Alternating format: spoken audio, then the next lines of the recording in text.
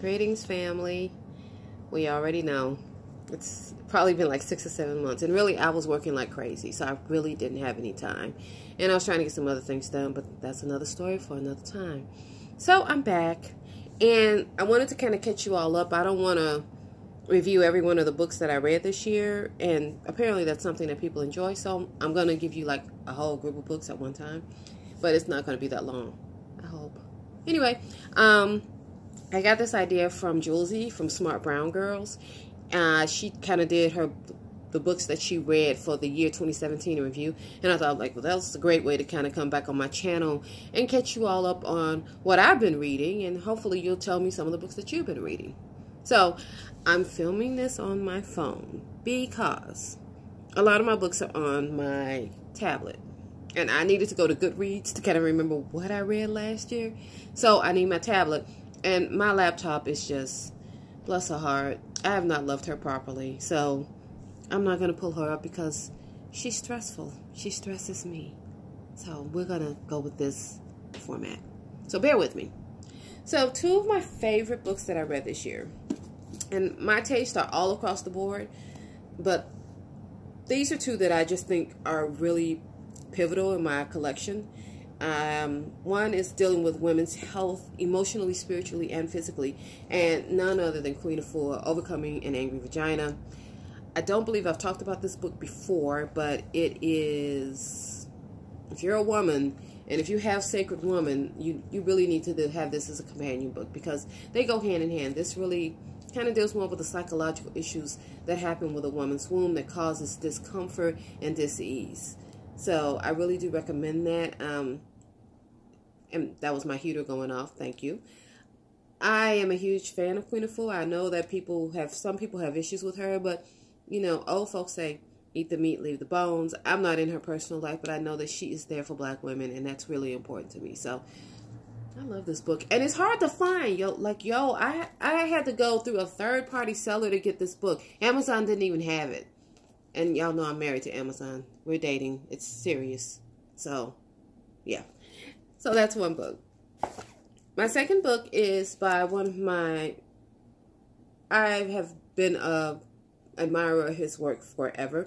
And I'm pretty sure I've talked about this book on some form of social media. Maybe here, maybe not. This is Taking Bullets by Haki Mahabuti. And it's a collection of essays. And it just really goes, you know... especially everything, the Black Lives Matter movement, of everything, the political climate of this time. This was a really good book for me to read because it really kind of made me look at what was important as opposed to getting caught up in emotionalism, understanding that we needed a platform that we need to build. And he really referred me to one of my books that I'm reading right now that at some point I hope to finish because I'm teaching classes now. I'm doing a little bit of public speaking, so between that and work, and then I'm studying to be an herbalist at a Life of Peace. So there's a lot going on. But at some point, I'm going to finish Powernomics. If you follow me on any form of social media, you know I've been reading that, kind of posting some excerpts from it because I'm only on chapter 2, and I find it to be extremely powerful, the information that he's sharing. This book was written... Okay, so we're not going to talk about Powernomics because I'll get caught up in that, and that's a whole nother conversation. But... Brother Haki references that book a lot, so I had to have it. So I suggest you get this one, and I suggest you get Powernomics. And on that note, we're going to pull up some of the stuff that I read off Goodreads on my tablet. I don't know why. I felt the need to sing that. It was a moment. I went with it. Don't judge me. So I'm using Goodreads. So I read... I'm a huge Octavia Butler fan, and this is Bloodchild. I don't know if you can see that.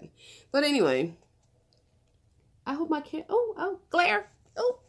Bloodchild by Octavia Butler, and it was awesome, like all of her books are. The only thing I didn't like is there was an essay on how to be a writer, and I don't want to be a writer, so I kind of skipped past that. But for writers, I think it's great. And this was the only... Well, there's that one with the kid vampire, but that one... that made me uncomfortable, so I didn't read it. But she is like the mother of Afrofuturism. So Octavia is she's bae. That's just it in a nutshell. It's a group of short stories, and they're awesome. They're just written like only Octavia could write them. My second book, so I love good fantasy. I like urban fantasy, which is, if you don't know what urban fantasy is, it's kind of books that take place in a city scene. They're fantasy books. You know, a lot of sci-fi, it takes place in a galaxy far, far away. You got to remember all these terms. Where I want something that took place in a place that I could probably go and visit and look at.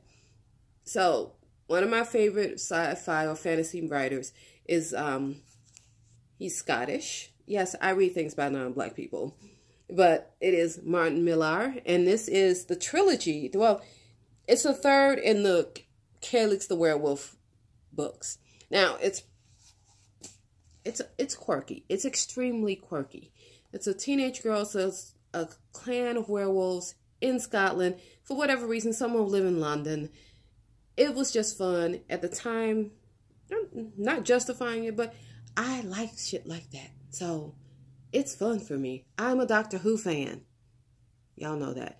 I love superhero movies. So, sometimes I just like some fun stuff. I'm not really always the deep, deep sister.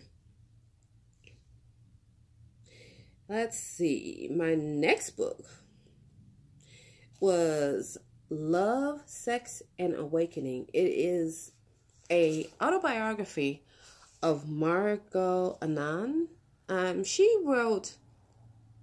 did what's the name? What the book is in my cabinet, my bookcase I'm looking at. So she does a lot of stuff on Western Tantra. She studied with Osho, and we know I love Osho. And just really, it's kind of her memoir. And because I have a couple of her books that I really enjoy, I really wanted to see what her life was about. So I went ahead and got the book. And it was really interesting just seeing her travels and her experiences in monogamy and polyamory. And, you know, that 60s counterculture, which I've always been really fascinated by and kind of upset that it kind of died off. And we have creatures like the Orange Cheeto in office and people are co-signing for his bullshit, but that's another story. Ugh. He gets to me. The next books that I read, they were actually, and I'm going to read the third one. I read Benti, and this is by, I cannot say her name, Nindi. Oh, God. I hope you can make that out. I'm sure there's a glare. I apologize. Anyway, it's Afrofuturism, this 1 and 2, and it's about a girl. I'm going to read you a little bit. That's the second one. The first one, she is a member of the Himba tribe, and she's a mathematical genius. Her father is a mathematical genius. It runs in her family. And she is the only human that is accepted, the only Himba that's accepted in this college or university that's on another planet, and the things that she goes through to survive, because obviously it's just not going to be her showing up at school and being the only black girl. Some shit happens immediately. Like, these are very short little novels or novelettes, whatever we want to call them, but it's really cool because the first one, you get drawn in and you're like, okay, I want to know what happens to her. Then the second one, and they're quick reads. They're fun. I read the second one on my way to New Orleans. And it was perfect because it was my first time going to NOLA, and I really wanted something mystical since I was going to a mystical place. And I couldn't find anything that was true to, you know, African religion, which is something I was looking for. I was like, well, Afrofuturism, you know, the future, you know, we're taking the old and, oh, that's glare, child. We're taking the old and we're making it new. We're bringing the ancestors and technology and all of this great stuff together. So I read 1 and 2 and I downloaded 3. I bought it early, like when they put it on pre-sale. I was like, you just might as well go and send that to me because I'm going to go ahead and read that. And then I'm going to read the rest of her books because I'm the kind of person that I like collections. If you write a couple of good books and I enjoy them, like, I'm down for you. You bring out a book, I need that in my life. Like, I think I have the majority of Paulo Coelho's books in my collection. They're on my tablet because Alchemist just spoke to me so deeply. And then he wrote a book. What is that girl's name? Anyway, it's about the girl who wanted to kill herself and ended up in a mental institution. I can't think of it, and I don't want to look it up on a tablet, but I'll tell you at a later date. But anyway, I cried at the end of that book, just so you know. I am emotional. The next book is, and this is also part 2. This is a sequel to the first book. And this is by Pam Grout. This is kind of going more into the medical physical realm. This is E3 by Pam Grout. I mentioned this on social media back when I was reading it. I read the first one and I loved it because it's really the law of attraction broke down. I mean, you know, we all talk about the law of attraction, but nobody gives you really practical examples of how to have the law of attraction in your life. She's like, oh, if you think it, it'll happen. I've been thinking about $5 million for a few years now, and it has not happened. But it's where your faith is also. It's what you can believe in. Yes, I believe the universe, in theory, can give me $5 million, but I know that the universe can give me $500. Like, that's not anything. So I know in theory that can happen. And it's all about staying, you know, working where your faith is. Like, you put it out there and just trusting that the universe is going to let it happen. And so this is, the first one and the second one are both excellent. I do like the first one better because when I read it, it was one of those things that just kind of blew my mind because I'd watched The Secret and I'd read up on the law of attraction and I was, okay, yeah. But, you know, as a witchy person, I was more like, I need to add some things to that. And I still do. That's just who I am and it's just what I do. But it makes me understand. They both gave me a greater understanding of the law of attraction. And the last book I read was also metaphysical. This is a short read as well. And it's called The Church of the Cosmic Mother. And it is by Deborah Turner Bay. And you can download it on Amazon. And the great thing is most of these books, when you download them, speaking of which, by the time y'all watch this video, it's probably over. But The Year of Yes by Shonda Rhimes is $1.99 on Kindle. I put it on social media. I hope y'all got on that because Shonda Rhimes, I mean, I don't watch television, but the fact that this black woman is writing like the best television series, out there, and I hear people at my job, oh my God, I gotta go home. I gotta watch Scandal. I gotta watch How to Get Away with Murder. I gotta watch Grey's Anatomy. Honestly, I don't know what any of those shows are about, but the fact that there's a black woman behind it, I'm down for it. Television to me is programming, so I don't deal with it, although I have my Netflix and I love YouTube. And I have my Amazon Prime, but just watching regular television, I really want to watch some sci-fi or a documentary, or I want to laugh. I don't really want to get caught up in, anything outside of Doctor Who. If y'all can think of another really good sci-fi series, I'm not watching The Walking Dead. I don't like zombies. They're creepy. And I know people are like, it's not about zombies. And why do they call it The Walking Dead if it's not about zombies? Obviously, zombies are in there somewhere. Just think about it. Think about it. So, those are the books that I read for 2017. Right now, I'm reading The Year of Yes by Shonda Rhimes. I just started reading that last night, and she is hilarious. So, that's my nighttime read. Because I take the public transportation to work, I'm reading Powernomics because it's early in the morning, and that's really when your mind is more prone to grasp concepts. That's actually when they recommend that you study. People study at night. Actually, early in the morning is the best time to study. And then I'm also studying, if you want to see these herbalism books that we are reading. Oh, my goodness. I mean, she got us... Dr. Akua Gray got us reading real books, y'all. Like we got homework, we got papers. It's a correspondence course, but it's no joke.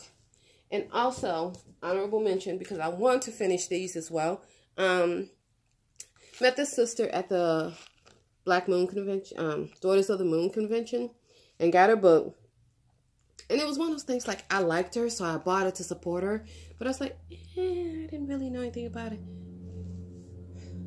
I've only read a couple of chapters. I got too many books to read.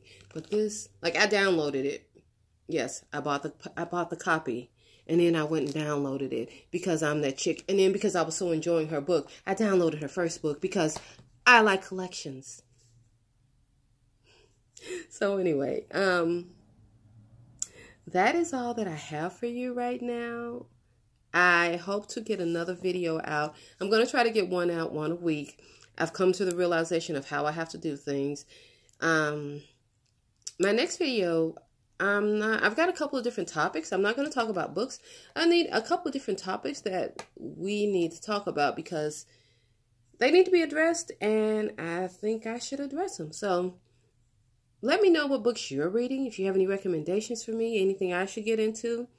And yes, my hair has gotten shorter, and it will get shorter because I am now addicted to cutting my hair. Kind of love the whole, feminine face but no hair thing. That's really working for me. But let me know what books you're reading, and if you'd like me to go into greater detail about any of the books that I mentioned, I can do that. But this was just a little, hey, I'm back thing. I wish you all peace and blessings. I will talk to you soon.